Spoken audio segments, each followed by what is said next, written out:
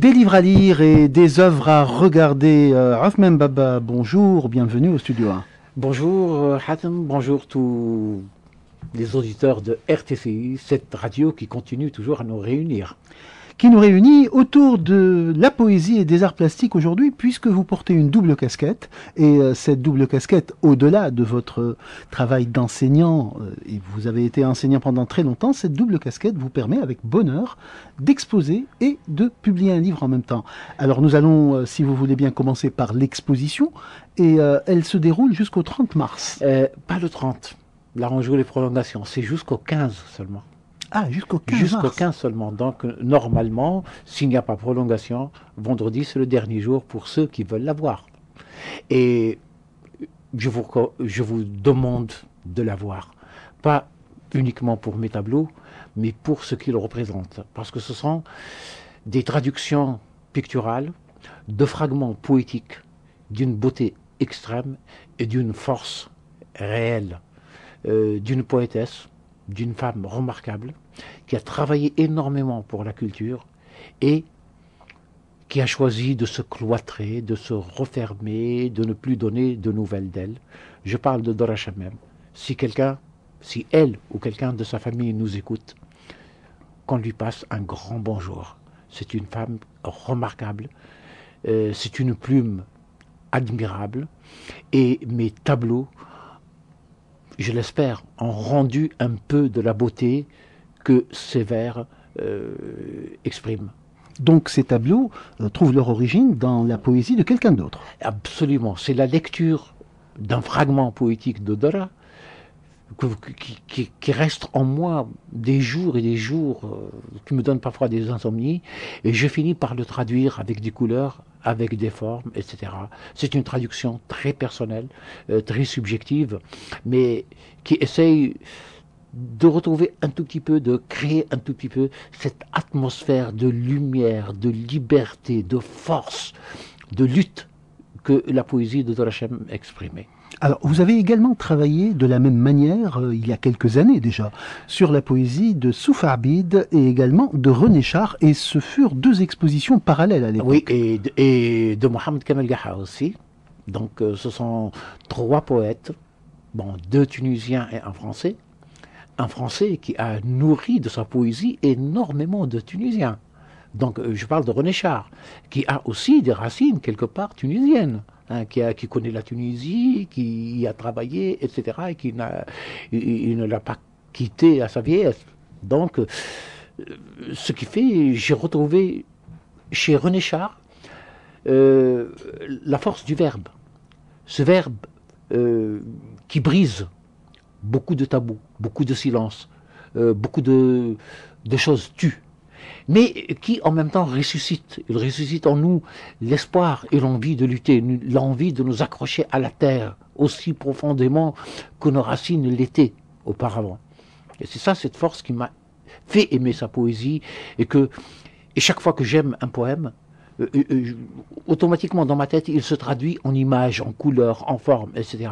Et j'essaye après de recréer un peu cette ambiance. Pour Soufa Abid, c'était la simplicité du verbe, la fluidité du mot, l'image pratiquement que tout le monde se fait de la vie, de ses petits problèmes, de ses vicissitudes, mais aussi de ses bonheurs. Très simple, mais très profond. Chez Kamel Gaha, c'est au contraire. C'est une recherche beaucoup plus accentuée de soi-même, de l'absolu, de certaines valeurs qui grandissent l'homme.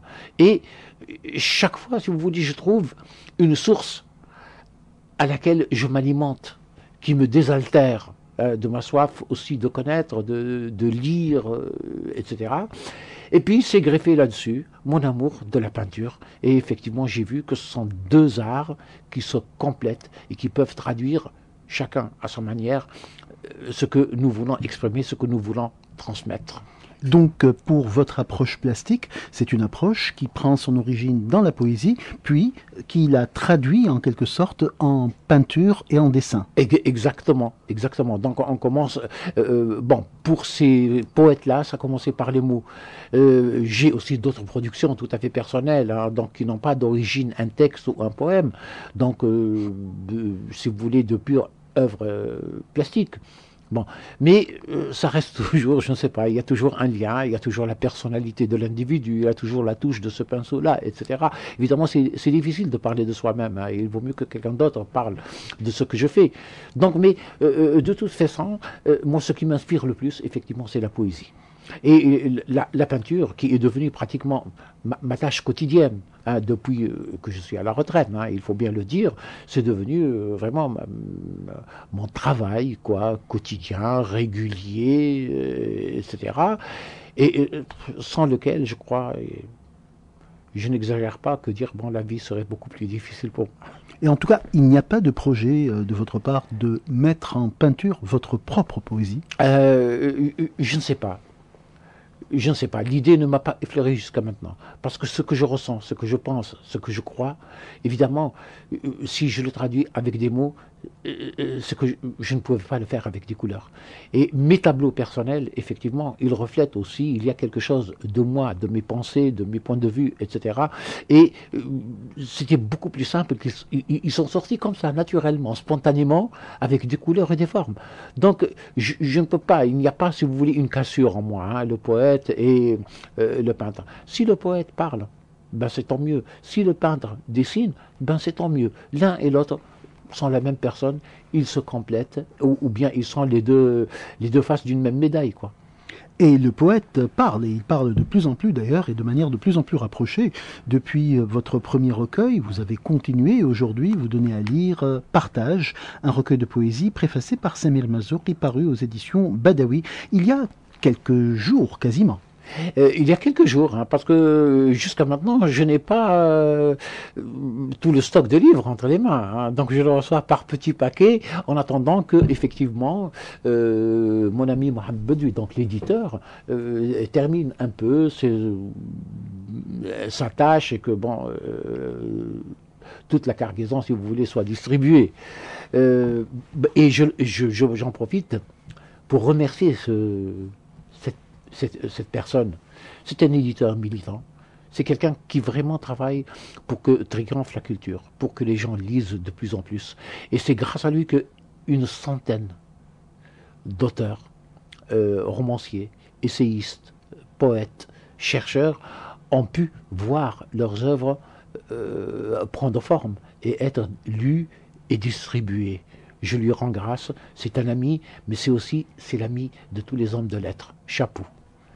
Très bien, Othman Baba partage un recueil de poésie, oui. Oui, mais il ne faut pas que je m'arrête. Hein. Je remercie aussi Samir Mazouki.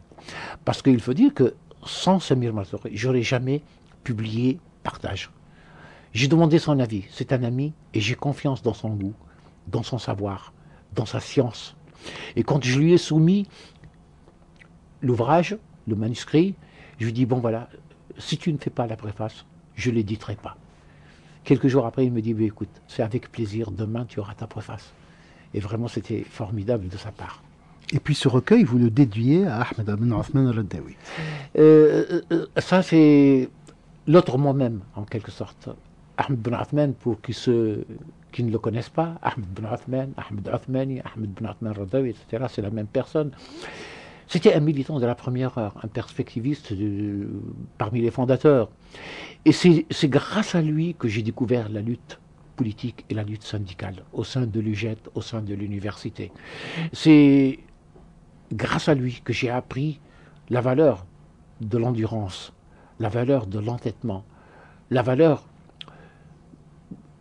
et le mérite d'écouter l'autre et de voir ce que l'autre pense, ce que l'autre veut, pour que tu sois à sa portée, pour que tu lui serves ce qu'il a envie de servir. Et nous avons servi pour la Tunisie un mars 68 qui a déclenché, et ça je n'exagère pas, Foucault le dira, et l'avait dit, que mars 68 en Tunisie a était un élément déclencheur pour le mai 68 en France. Et c'est cet homme-là, qui était frêle, qui était d'une santé assez fragile, mais d'une dureté de fer et d'une volonté exceptionnelle, qui m'a appris vraiment que vivre est un art. Et je lui rends grâce dans cet ouvrage-là. Et vous lui dédiez donc cet ouvrage Partage, un recueil de poésie de Othman Baba, préfacé par Samir Marzouki, paru aux éditions Badawi en mars 2019. Nous allons revenir dans quelques instants sur ce retour à notre plateau en compagnie de Othman Baba, dont le nouveau recueil de poésie Partage vient de paraître, avec une préface de Samir Marzouki aux éditions Badawi, ouvrage paru en mars 2019. Avant d'en parler, nous vous proposons d'écouter quelques extraits lus par l'auteur. Tout de suite, Othman Baba et des extraits de son recueil Partage. Voilà, donc un poème, un premier poème, Nouveau printemps. Faites-moi revivre un autre printemps, un nouveau, un dernier printemps, ivre de jeunesse, riche de promesses, rutilant de couleurs, fredonnant des chansons. Des années se sont écoulées, marasme, mensonge, sarcasme, délire et trahison. Le sang des innocents s'est évaporé, laissant des effluves de honte, de regret, de colère, de haine, d'hostilité. Regret de tendres bourgeons qui ne connaîtront ni printemps ni été. Regret de rêves épandus sur les pavés, ne laissant dans nos têtes qu'un vide effrayant. Colère contre les pilleurs de notre aube tant souhaitée. Des prédateurs de mots fédérateurs et des chants de ralliement. Haine de sourire, haine du sourire jaune et pieux qui nous vole l'innocence et la pureté. Qui ose faire de nous des marionnettes obéissant à ses velléités? Hostilité de ceux qui étaient faibles, désormais repus de notre sueur, de notre sang, de notre labeur et de nos vies. Faites-moi revivre un nouveau printemps, sans regret, sans hostilité.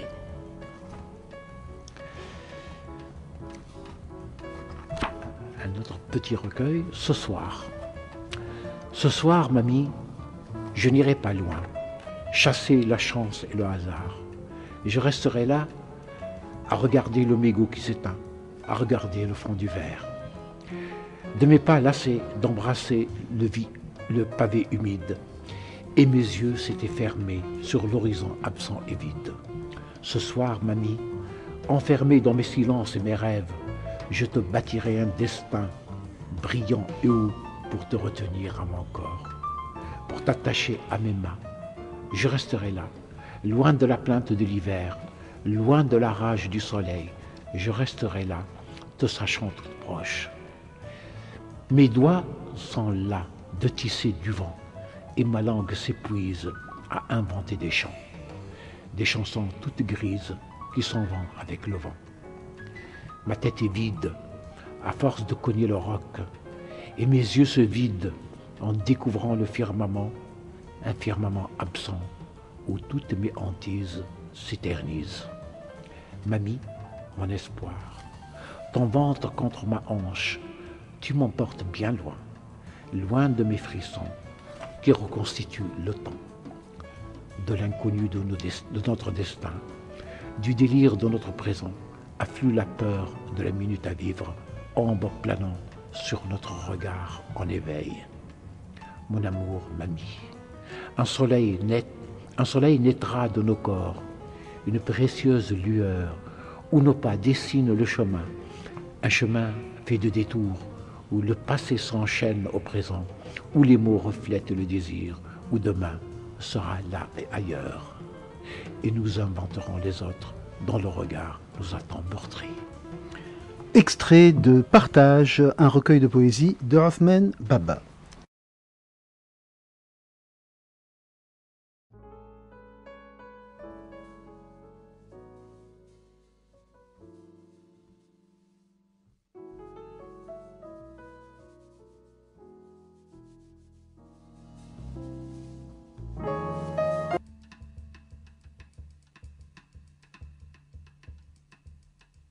Le trio de Keith Jarrett que nous venons d'écouter dans une composition intitulée So Tender. Et nous revenons tout de suite à notre invité, Othman Baba, qui vient de publier un recueil de poésie qui s'intitule Partage, un recueil préfacé par Samir Marzouki. Othman Baba expose également ses œuvres jusqu'au 15 mars, au cas où il n'y aurait pas de prolongation, à l'espace Eikart à El Omran. Ce recueil de poésie, Othman Baba, vous le définiriez comment par rapport à vos travaux antérieurs?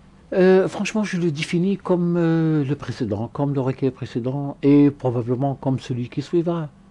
C'est une partie de moi-même, une facette de mes rêves, une petite porte ouverte sur les luttes quotidiennes, parfois simples, parfois banales, parfois grandioses, qui font l'homme comme ce qu'il est, comme il voudrait être. Ce sont des mots que je balbutie parfois, d'autres que je crie. J'essaye, sans trop faire de comédie et sans trop faire de travail ou de recherche, d'être un peu moi-même, de tâter un peu le pouls de celui qui va lire et de lui dire, bon voilà, je suis prêt à te présenter un mot consolateur, un mot qui t'ouvre peut-être une petite horizon, un mot qui peut t'accompagner, mais aussi un mot qui peut te donner la force de lutter et d'aller de l'avant. Parce que finalement, c'est là la poésie. Une poésie qui est faite uniquement pour la poésie, bon, elle serait sûrement belle, mais ça sera une poésie de parure, une poésie de consommation. La poésie aussi, il y a un côté didactique. Elle nous apprend à nous aimer, elle nous apprend à vivre ensemble, elle nous apprend à mieux communiquer les uns avec les autres. Et elle est aussi émerveillement. Elle nous suggère certaines choses qu'on ne voit pas dans notre vie. Elle nous peut montrer des images, faire naître dans notre esprit des images d'une beauté intense et qui nous donne justement cette force d'améliorer notre réalité, de mener des combats pour être ce que nous voulons être pour nous-mêmes et pour les autres. Donc, elle est en même temps source d'émerveillement, elle est objet de beauté, mais elle est aussi arme de combat. Il y a donc une dimension militante engagée dans ce recueil. Oui, cette dimension, elle existe. Elle existe dans ce recueil comme elle existe dans le précédent. C'est une musique, c'est une... Je veux dire musique, oui, parce que la poésie aussi, elle n'est pas très éloignée de la musique. Il y a une partie de militantisme. Vous savez, l'écrivain ne peut être qu'engagé. Dès qu'il croit à quelque chose et qu'il veut transmettre un message, il est dans l'engagement. Et par conséquent, dans le militantisme, pour que triomphe cet engagement-là, pour que l'objet de cet engagement soit réalisé ou réalisable. Voilà. Donc ce côté-là, il y est. Mais il y a aussi un autre côté beaucoup plus humain. Tout à l'heure, j'ai lu un premier poème qui parle de toute la déception qu'on a eue depuis 2 ans et qu'on continue à vivre. Mais il y a le deuxième poème qui est un poème d'amour pur à l'être qu'on aime, à la femme qu'on aime, et sans laquelle aussi la vie ne serait pas exactement ce qu'elle est. Et j'aime bien effectivement qu'il n'y ait pas une couleur qui domine un ouvrage poétique. Parce qu'un ouvrage poétique fait tout d'une pièce avec un même thème, je ne dis pas qu'il serait mauvais. Mais ça devient un ouvrage auquel on revient de temps en temps. J'aime bien que le livre poétique, que le recueil de poèmes devienne, c'est un espoir, c'est un rêve, un livre de chevet. Quand on est amoureux, on le lit. Quand on éprouve trop de haine, on le lit. Quand on est en colère, on le lit. Et chaque fois, on trouve un apaisement, on trouve une consolation, on trouve un alibi pour aller de l'avant. Et c'est dans cette vision-là que je vois la poésie. Elle doit être militante, elle doit être au service de quelque chose de grand, de beau. Elle doit aussi rendre service et éduquer, au sens d'élever l'homme. Et cela ne vous empêche pas d'introduire une dimension ludique, celle de quelqu'un qui s'amuse à jouer avec les mots. Absolument, parce que les mots sont générateurs d'images. Et plus on joue les mots, et plus on crée d'images poétiques. Il y a la polysémie des mots. Utiliser un mot qui a plusieurs sens et laisser l'imagination, si vous voulez, jouer, se prendre à ce jeu de devinette en quelque sorte. Et ce jeu-là l'amène à créer sa propre poésie intime, en plus de celle qu'il trouve dans le texte. Donc, et le mot, c'est vrai, quand il est juste, quand il est à sa place, quand il est plein de sens, et il ne peut qu'être un mot salvateur. Hein. Et ça, c'est beaucoup plus palpable dans la poésie que dans la prose, par exemple. La prose, on essaye d'être beaucoup plus logique, on fait les choses de telle façon à ce qu'elles ressemblent à la réalité, même si on la veut meilleure. Alors que la poésie, au contraire, le mot, ça ne fait rien s'il n'est pas tout à fait le bon, mais qu'il ait un sens, qu'il suggère quelque chose et qu'il soit à sa place. Alors là, la poésie, elle devient vraiment quelque chose de bon. Hein, ça se voit, comme haute source. Et dans votre enseignement, est-ce que vous aimiez enseigner la poésie? J'adorais écouter mes élèves réciter ou lire des poèmes. Ça, c'était un émerveillement. Et souvent, je faisais des petits jeux avec un vidéo... comment on appelle ça? Avec un vidéaste. Le truc, la vidéo... machin, caméra vidéo, toute petite. Bon, des élèves qui lisaient du Jacques Prévert. Et c'était merveilleux de voir comment il le lisait, comment il l'interprétait d'une lecture à l'autre. On voit vraiment le poème qui devient quelque chose d'extrêmement vivant. Hein. Je ne sais pas, par exemple, à l'enterrement d'un escargot mort, c'était formidable de Jacques Prévert. Lire le poème et puis voir les élèves, comment ils réagissent à cet escargot qui suit doucement son chemin pour aller enterrer un autre escargot, etc. C'est une merveille. Ça, j'adorais le faire, tu vois. C'est vrai que je n'ai pas une très belle voix pour lire la poésie, etc. Mais j'ai voulu communiquer à tous les élèves que j'ai eus cet amour des beaux textes, et cet amour des textes qui disent des choses vraies, qui parlent à l'âme, qui parlent au cœur, qui parlent à notre générosité. Et ça, c'est formidable. Aujourd'hui, vous partagez votre temps entre peinture et poésie. Est-ce que l'enseignement vous manque? Non, l'enseignement ne me manque pas. Parce que je crois que j'ai fait ce que j'ai pu faire dans l'enseignement. Je ne dirais pas que j'y retournerai pas, mais il y a tellement de choses sur le plan social, sur le plan civil, sur le plan citoyen, que bon, c'est vrai, j'écris, je fais de la peinture, mais je ne suis pas coupé de mon milieu social, je ne suis pas coupé des aspirations de ce peuple, je ne suis pas coupé des luttes que mène ce peuple. À mon niveau, bon, j'essaie de militer dans des organisations citoyennes, on essaie de rassembler les gens autour d'une idée, autour d'une vision, et ça, effectivement, c'est le travail aussi d'un artiste. Nous sommes tous convaincus que sans art, sans culture, sans poésie, l'humanité n'a aucun avenir. Si on enlève tout ça, on va rendre l'homme à son état naturel, c'est-à-dire à une sorte d'animal. Or, c'est la culture, c'est la poésie, c'est la musique qui vont sauver ce peuple-là. Et tant qu'il y a ces choses-là, et que ces choses-là ne sont pas arrivées jusqu'au fin fond de la Tunisie, jusqu'entre les mains du Tunisien le plus simple, on ne sera pas le Tunisien qu'on espère. Et là, je milite dans ce sens-là. Que nous soyons tous citoyens, et que notre citoyenneté nous aide effectivement à faire de ce pays-là un pays de partage, un pays d'amour, un pays de justice. Bon, ça suffit. 8 ans déjà, c'est très lourd. Et je crois que ces 8 ans nous ont appris beaucoup de choses. Que bon, on ne peut pas vivre pour soi. Il faut aussi donner un peu de soi-même aux autres. C'est le partage de l'instituteur, du professeur. Hein. On donne une partie de sa vie à ses élèves. Maintenant que nous avons terminé et que nos élèves sont maintenant nos collègues, ben, donnons une partie de nous-mêmes aussi à ceux qu'on n'a pas eu la chance d'avoir en classe. Et vous restez optimiste? Ah, très optimiste. Très optimiste. C'est un peuple grandiose, la Tunisie.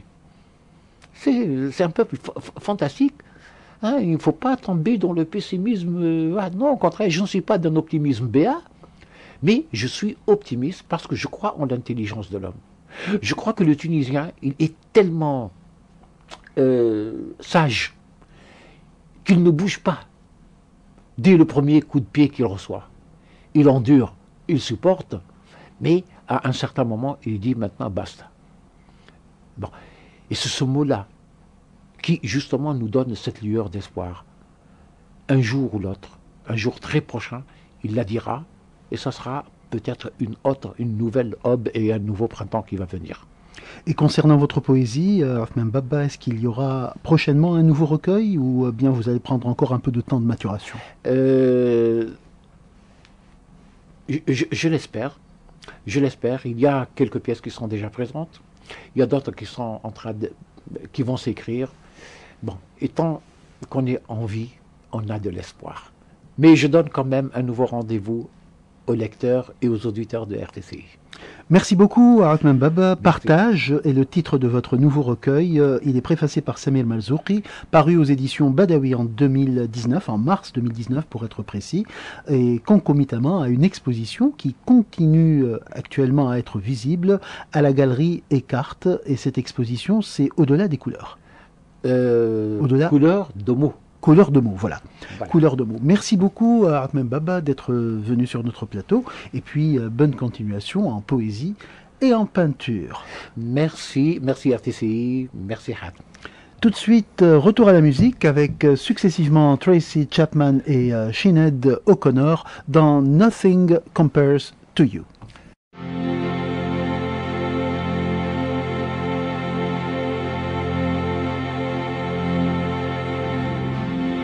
It's been 7 hours and 50 days since you took your love away.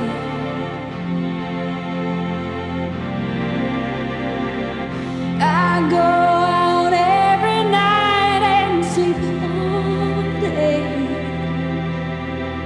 since you took your love away.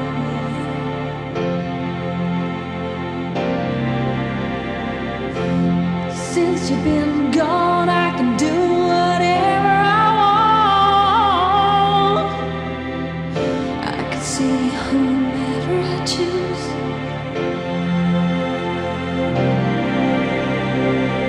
I can eat my dinner in a fancy restaurant,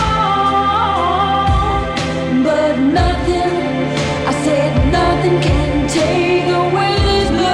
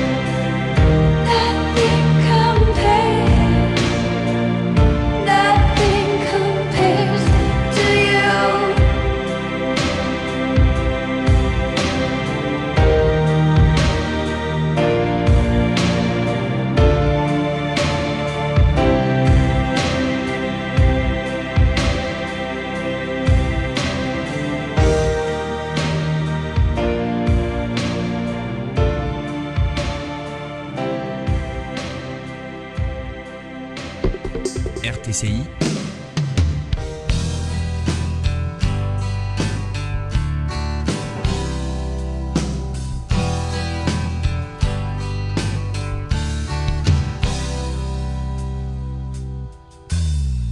Two weeks in a Virginia jail for my lover, $20,000 bail for my lover, and everybody thinks I'm the fool. They don't get any love from you. Things we won't do for love. Climb a mountain if I had to, risk my life so I could have you.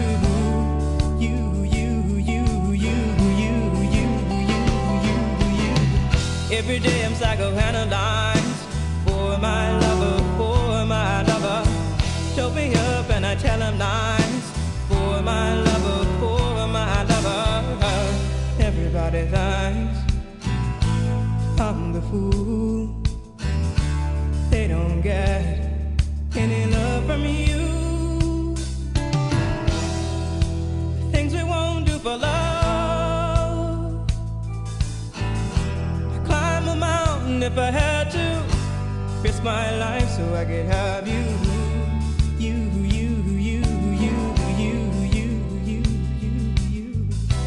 Follow my heart, leave my head to ponder.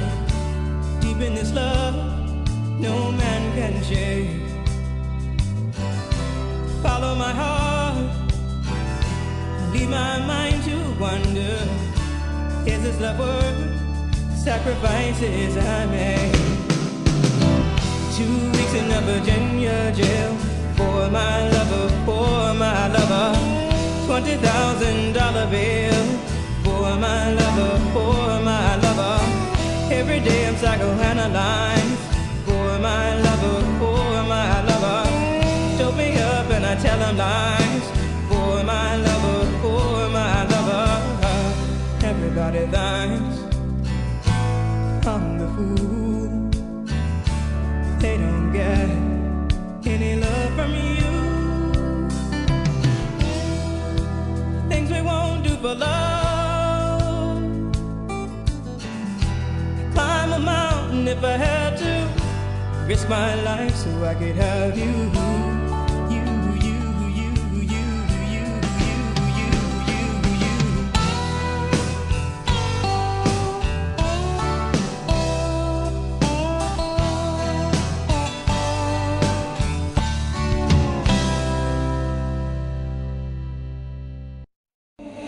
RTCI